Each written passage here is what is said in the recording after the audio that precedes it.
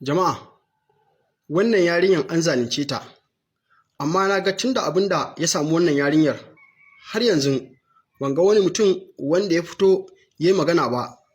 Gaba ɗaya mutane yanzu hankalinsu ya karkata akan abin da ya faru da wannan. Dukkaninsu wa'innan 'yan mata guda biyu a zahiri duka an zalunce su. To amma ita wannan kowa ya san cewar ita aka yi ma babban zalunci.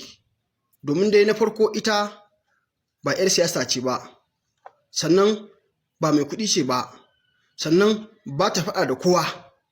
To amma abin da ya bani mamaki, kwatsam jiya sai na ga faifan bidiyon wannan baiwar Allah ya fita, inda ta ce tana cikin tafiya aka samu wani tsinannen ɗan ƙuna baƙin wake ya zurugo da gudu ya ture ta. Bayan ta faɗi ƙasa ya fara saranta, sannan kuma ya yi yunƙurin ya take ta a gurin ya mata yankan rago. To amma sai Allah ya ba da sa'a a gurin ta ci ƙarfinsa ta ƙwace. Wanda yanzu wannan azalimi da ya samu nasara akan wannan yarinyar, to da tuni yanzu ya kashe ta, da sai dai kawai mu wayi gari da sanarwar cewar wannan yarinyar Allah ya mata rasuwa. Abin da zai baka haushi shine wanda ya zo ya wannan aika-aikan, idan da za ka bincike ɗan musulmi ne, kuma shi ma yana kiran kansa musulmi, wanda kuma ko da wani lokaci abinda annabin Allah yake bukata shine ya zamanto musulmi mai adalci ne. Kuma kamar yadda malaman addini kullum suke fitowa suna bayani shine musulmi ɗan uwan musulmi ne, ba a san ka cuce shi, ba a san ka ayince shi, ba a san ka bashi tsoro. To amma abin da zai baka haushi shine wai yanzu a cikin musulmi akwai wanda lalacewarsu ta kai haka kawai ba kai musu laifin komai ba su tare ka da makami su kama saranka su kashe ka. Kuma fa abin da zai baka haushi shine haka wannan abin ya sha faruwa a jihar Kano, ba su ɗaya ba ba su biyu ba. Domin kuna ganin yanzu ko cikin satinan da ya wuce an yi wani taron siyasa, aƙalla sai da aka kashe mutum 5 da irin haka, wa'inda mutanen nan su ma ba laifin komai suka yi ba. 'Yan daba suka je suka faɗa musu da sara da suka har sai da suka kashe su. Sannan kuma ya kamata a ce ko da wani lokaci idan irin wannan ya faru, duk wanda ya assasa wannan taron siyasan ya kamata a lalle a ce an kama shi, an hukunta shi, in dai har shi yake da alaka da irin wa'innan matasan da suke zuwa suke faɗa mutane suna saran su haka kawai babu gaira babu dalili. Kuma sannan duk a jihar Kano a cikin wannan tsakanin haka matasan nan kusan mutum 1000 'yan daba masu bangar siyasa suka tafi Farm Center suka je suka faɗa ma 'yan kasuwanmu da sara da suka. Haka aka kwashe wayoyi sama da na miliyan 100 a kasuwan Farm Center. Duk wanda kuma ya ce bai gudu a wannan gurin ba, 'yan daban nan sun sassare shi sannan suka kwashe dukiyar mutane suka tafi da shi. To a nan gurin muna kira ga rundunar 'yan sandan Kano, duk da mun san lallai suna ƙoƙari kuma dole a jinjina musu, amma su ƙara ƙoƙari kan ƙoƙari akan duk irin wa'innan azzalumai wa'inda kawai ba a ci ba, ba a sha musu ba, ba a yi musu laifin komai ba, su fito su faɗa kan dukiyar mutane su kwashe sannan su faɗa jama'a da sara. Lallai a dinga ɗaukar mummunan mataki a kansu, domin idan ba a yi haka ba ni na tabbatar sai an waye gari jihar Kano in dai kai baƙo ne ba za ka isa ka shiga cikinta ba. Tun da yanzu kowa yana ganin irin abubuwan da suke faruwa. Akwai mutanen baƙi wanda suke ba an jihar Kano ba, wani zai zo daga Maiduguri, wani zai iya zuwa daga Benue, wani zai iya zuwa daga Nasarawa, wani zai iya zuwa daga Bauchi, wani zai iya zuwa daga Gombe, zai zo jihar Kano domin ya zo ya sayayya. Abin da zai baka haushi a matsayinka na bako, idan ka zo za ga akwai 'yan keke nafe, akwai mota wadda za ka shiga ta ƙarasa da kai ƙofar Wambai ko kasuwar Kwari ko kuma dai wata kasuwa wadda take cikin birnin jihar Kano domin ka je kai sayayya. To wani lokaci idan aka samu kuskure zai ka iya faɗawa hannun ɓatagar irin wa'innan, domin suna nan suna yawo a mota ko a keke nafe, kuma wannan motar da suke yawo a kanta ko a keke nafe ba nasu ne ba, arowa suke yi, sai su zo a matsayin suna ɗaukar fasinja, kai a matsayin ka bako baka san irinsu ba. Da ka shiga mota irin nasu ko keke nafe, take masu saukin daga cikinsu su ne za su ce duk abin da ke jikinka ka cire ka basu, idan baka yi gaddama ba ka ɗauka ka basu sai su fitar da kai su ce ka fita.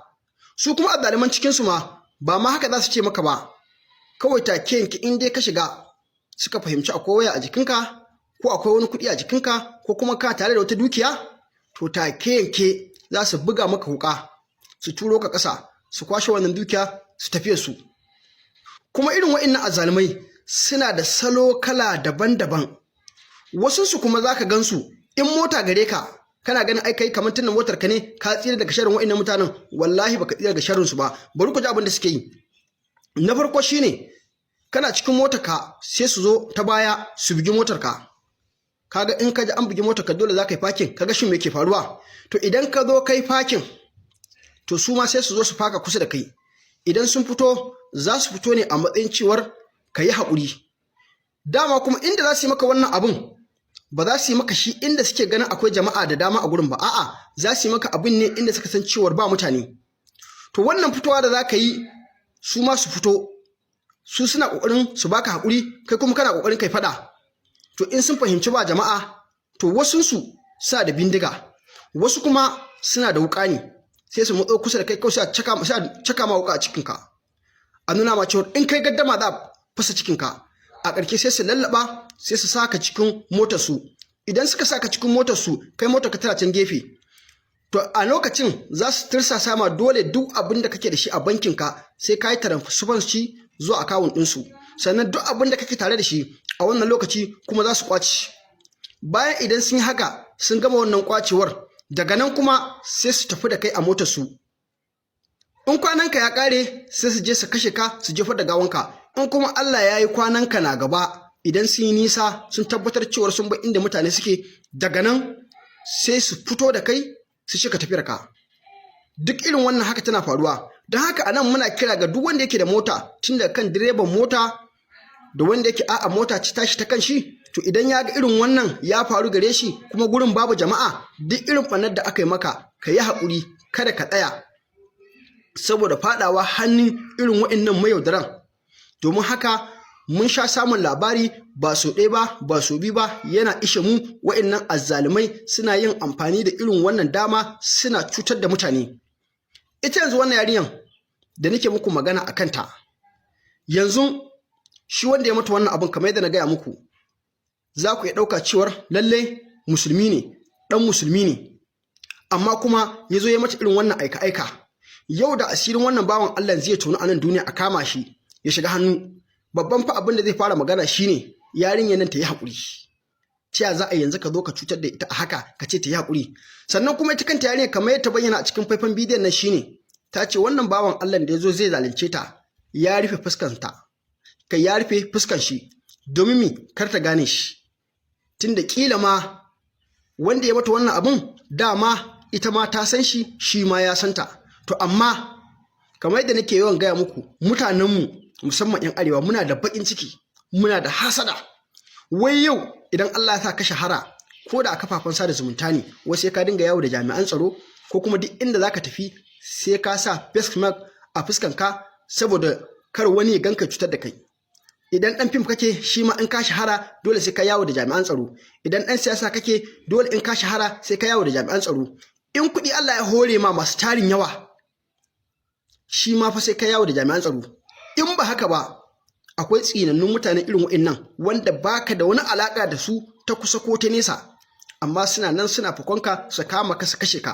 Abin da zai baka haushi, duk mai gurin ya kama wani ya kashe shi, shi fa in ya kashe shi din, shi fa zaman duniyan ba fa barin shi za a yi duniyan ba, shi ma dole wata rana zai mutu zai koma ga Allah. Yanzu inda nake muku bayanin nan, kun gaba shekaru 100 ba, shekaru 100 na baya da suka wuce ba a haife ni ba, yanzu shekaru 100 na gaba da za a yi lokacin na mutu na bar duniya. To mutumin da yake da gajeren kwana irin wannan, wanda mutuwa ko yau ko gobe za ka iya mutuwa ka je ka tarar da Allah, to kai idan ma mai hankali ne yanzu, ina ka samu damar da za ka ce har ma ka sa ido akan wani kana ƙudurin ka kashe shi? Ainihin ina ganin abin da ya fi kamata hankalinka ya karkata ga zuwa lahiranka, kullum ka dinga tashi kana yin aikin alkhairi domin in ka mutu ka samu rahamar Allah. Amma duk wanda ka ga ƙurin da yake ya je ya kama wani ya kashe shi, to lallai wawa ne, bai san abin da ya kamace shi ba, kuma yana son ya ɓata duniyansa ya ɓata lahiransa. Dan Allah dan annabi, idan yau ne farkon zuwa ka wani tasha tamu, ka danna mana alamar subscribe, ka danna mana alamar ƙararrawa. Burin ku ya cika, ba dai fuska na kuke so ku bata ba, to gashi kun bata min fuska na, kun lalata min fuska na. Da kai nake, kai da kamun haka ko kuma ka sa aka min haka, domin ɗayan biyu ne, ko kai da ka zo ka aikata kayi ne don son zuciyanka, don kawai kana jin cewa ka tsane ni, ko kuma aka biya ka aka saka. To da kai da aka sa ko kuma wanda ya saka ka, domin ni ban san su waye ku ba, ban san me na tare muku ba, me nake da shi, wace ce ni. Kullum ina karauniya abin da zan sa a bakin salati ne. Ni ba gida ba, ni ba mota ba, ni ba dukiya ba, ba ni da komai. Hasali kun ga wayan da nake rayuwa da shi har yanzu 11 ne gashi. Me nake da shi har da za a bibiyi rayuwata a aikata min wannan aikin. Abu guda ɗaya a cikin wannan abin da ya zama izina akan wannan abin shine wanda suka aikata abin nan. Yanzu ya kamata ku san cewa dan adam baya taba daukar ran mutum sai mahaliccinsa ya so, domin da dukkan yanayi raina kuka so ku dauka, sai Allah ya gwada muku cewa ba mai daukar ran dan adam sai shi da ya busa mana wannan ran. To ko a haka na kwanta na faɗi na mutum, na san cewa Allah ya gwada muku ayarsa, kuma zan yi alfahari da cewa burin ku bai cika ba, ku kashe ni ba ku kaso. Dan duk wanda ya ga abin da aikata min ya san kisa ne. To Allah sai ya gwada cewa ina da sauran numfashi a duniya, kuma har yanzu rayuwana yana kan mizanci guda biyu ne, rayuwa ko mutuwa. To ni ko iya haka na haɗu na mutu, na gode wa Allah, shi ya busa min rai kuma shi ya ɗauka a san da ya so. Don wani munfa da ka cimma a kaina na lalata min fiska da kai, burin ka ya cika, wala ban damu ba, domin kowane bawa da ƙaddararsa. Ni wannan ce kaddara. Ina ma kowa fatan alkhairi. Akan wannan bidiyon zan yi, akan wannan hoton yarinyar nan zan yi bayani. Ina mai ba mu iyayen yarinyar nan haƙuri, ubangiji Allah ya huce zuciyarsu. Ku yi haƙuri dan Allah, dan girman Allah, ku yi haƙuri. Ita ma wannan yarinya ina turo saƙon haƙuri zuwa gare ta, ta yi haƙuri. Wannan kaddarar ta ce bayan da ta iya, ta yi haƙuri. Allah ya huce zuciyarta, Allah ubangiji sa mata ruwan sanyi a cikin zuciyarta. Sannan kuma ga masu fosta wannan bidiyon, ba abun fostin bane. Kana gani kamar kana fostin wani abin dan kai samu followers ko ka samu viewers, irin kai kana gani kamar abun alkhairi ne. Wato bloggers din Arewa suna ban mamaki, idan abin da ya kamata a ce su yi posting, irin abubuwan da ya kamata su yi posting na alkhairi ba shi suke postawa ba, sai abin da ya zama na shari. To ku sani kana da kanuwa ko ku kai zaka haifa, wannan abun ba abun posting bane. Wannan yaren madadin a fito a cigaba da ta jaji akan abin da ya faru da ita, sai mutum ya ce yana da bidiyo a following din shi a kaza yana da wannan bidiyon, ba abun burgewa bane. Allah ubangiji ya huci zuciyar yaren nan, iyayen yaren nan ubangiji Allah ya huci zuciyar ku, dan Allah dan Annabi ku cigaba da rashin yaren nan. Wannan kaddarar ta ce babu yadda ta iya, Allah ubangiji ya huci zuciyar ku. Sannan kuma ku mata, ni ba zan ce muku komai ba, ku je ku cigaba da yi. Kun fara ganin izina akan wannan yarinya, wallahi ba zan ce ma kowace yarinya kar ta yi ba, ki je ki di yarinyar nan duk wata yarinyar bata ta yi irin bata kula ba, kar ta sani. Wallahi kar ku ba a hankali, mata kar ku ba a hankali, ku ci gaba da yi, kawai rayuwa ce.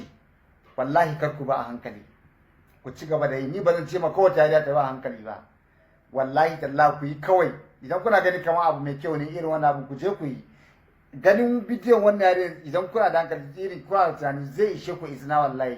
Duk wata mace da bata je ta ba a hankali, ta raina Allah da ya halice ta, kar ki bi a hankali wallahi. Ki ji yadda kike so, rayuwar ki ce haka zaki ce, ba haka kuke cewa ba, to ku ji yadda za ku yi.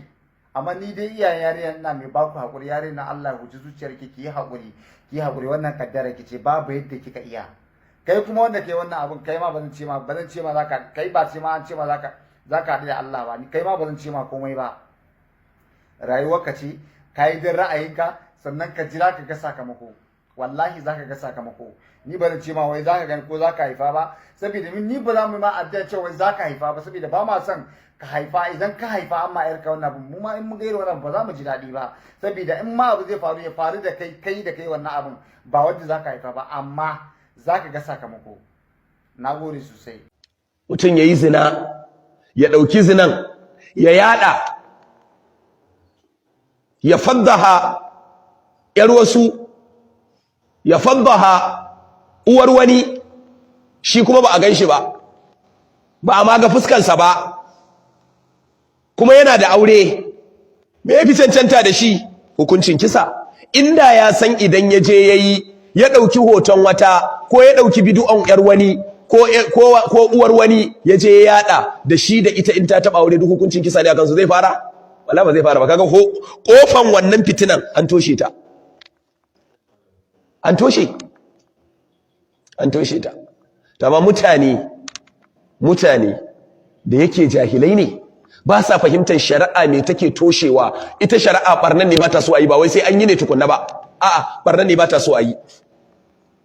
Yanzu duniya ba cikawa ta yi da labarin wata ba akan cewa an ɗauki bidiyonta an yada, shi wanda ya yi bidiyon ba a gan shi ba. To kaga wannan inda ana shi kenan ka tabbatar da cewa an ga bidiyon yana yi da ita, kaga a lokacin an samu me? An samu hujja kwakwara ya tabbatar da cewa shi ne. To hukuncin kisa ne a kansa. Wallahi duk wani gaye, duk wani dan iska, duk wani dan batsala, duk wani mazinaci mai aure, wallahi tallahi idan ya ji labarin an kashe shi, ya tabbatar ya mutu, an jefe shi, aka zo aka yi bidiyonsa an jefe shi gashi nan ana ta kwada masa dutse har ya mutu, kaga raɗaɗin da wannan mazinaciya take ji zai ragu. Kaji ɗaya? Kazalika kuma zai zamo izina bawa wa 'yan baya. Duk wani mazinaci mai aure zai kama jikinsa. To amfanin shari'a kenan. To ita shari'a kullun tana toshe barna, ba ta so ya afku. To amma jahilai ba sa gane wannan. Wallahi ba abin da zai zaunar da mutane lafiya irin shari'ar musulunci. Wallahi malam, ba abin da zai zaunar da mutane lafiya. Wallahi shi wanda ya ɓata mata suna a matsayi ta mazinaciya, a matsayin shi na mazinaci, to shikenan shi ya ci amahu, ya tafi kenan a haka. Me za a masa? Wani hukunci za a mishi? Kasar nan ce, kasar nan ne Nigeria, this is Nigeria. Sai dai Allah ya kiyaye. To dukansu a shari'ar musulunci, da ita da shi, in ta taba aure bulala 80, in ta taba aure a jefe ta, in ya taba aure a jefe shi, dukansu hukuncin kisa ne a kansu.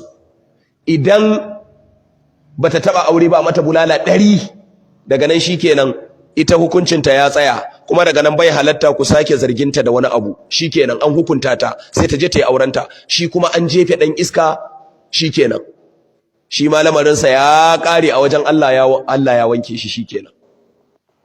To kaga ba abin da ya kai wannan dadi.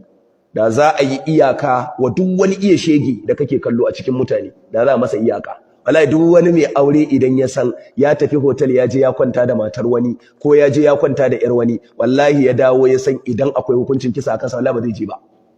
Ba zai je ba. Ba zai fara ba. Saboda yana dawowa in aka zo aka kama shi da dalilai, ana zuwa za a je a jefe shi, shikenan. Yawa, da zinan matan aure ya mene? Ya ragu. Yanzu matan aure da yawa suna zina, suna ganin wannan auren rufin asiri ne a wajen su, saboda ba za ta yi ciki a waje ba. Ba wani abun kunya, an ta yi ciki ma za a ce namijin ne. Yawa. Shine. Wai na matan zumunta suna mene? Suna waka wai yaya gyada ya aifi doya. Yaya gyada ya doya. Gyada ta ina zai aifi doya? Ta wani hanya? Shine hanyar biye-biye. Matan aure suna bin mene? Suna bin maza a waje. Mazan aure suna bin mene? Suna bin matan aure a waje. Yawwa. Sai kaga yaron yana kama da wani, yana wata anguwa ko a wani gari a can. Yawwa, uwa tana tafiya ta je ta yi batsala, sun hadu da uban yaron yana Sokoto, ko uban yaron yana Bauchi, ita kuma uwar tana ina? Tana Gombe ko tana Kano ko tana Kaduna, saboda akwai mahadarsu suna haduwa. Yawwa, bai kama da dangin kwata-kwata. Dangin ubansa suna ina? Suna Kaduna. Uban da ya haife shi. Saboda me? Saboda yawon karuwanci da matan aure suke a cikin gida. Saboda hotel da ake da su na matan aure da ake fita da su. Saboda tsinannun mata mazinata da aurensu. Jama'a, kun ji abinda ya sami wannan jarumar TikTok mai suna Zim, kuma kun ji irin aika-aikan da wannan ɗan ta'adda ya yi mata. Muna roƙon Allah ya ba ta lafiya, sannan waɗanda suka yi wannan abu kuma Allah ya ƙara tona asirinsu. Don Allah don annabi, idan yau ne farkon zuwan kawai tasha tamu, ka danna mana alamar subscribe, ka danna mana alamar ƙararrawa, kai sharing ɗin bidiyon nan kai lakin. Muna godiya sosai.